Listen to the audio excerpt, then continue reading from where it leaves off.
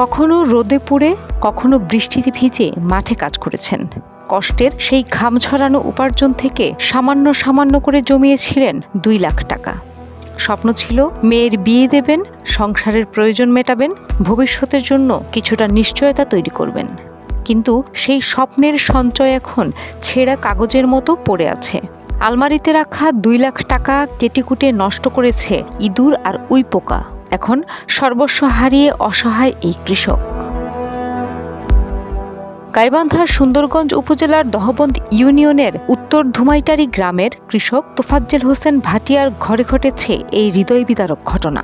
কাঠের আলমারি খুলতেই তার চোখে পড়ে ভয়াবহ দৃশ্য। আলমারির ভেতরে রাখা 500 ও 1000 টাকার নোট কেটে কুটি কুটি করে ফেলেছে ইঁদুর আর উইপোকা।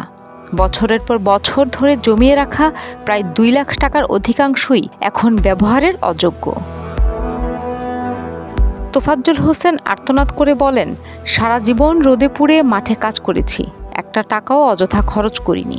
ভেবেছিলাম মেয়েটার বিয়ে দেব, এখন আমার সব শেষ। ওই কৃষকের মতো গ্রামের অনেক মানুষই ব্যাংকে টাকা না রেখে বাড়িতে নগদ অর্থ জমিয়ে রাখেন।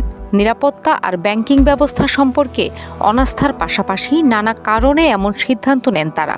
কিন্তু সেই টাকাই যদি একদিন ইঁদুর উইপোকার খাবার হয়ে যায়, তাহলে চোখের সামনে ভেঙে পড়ে বছরের পর বছর ধরে গড়ে তোলা স্বপ্ন। এই খবর ছড়িয়ে পড়লে কৃষকের বাড়িতে ভিড় করেন স্থানীয়রা। কেউ সান্ত্বনা দিয়েছেন, কেউ আবার পাশে দাঁড়ানোর আশ্বাস দিয়েছেন।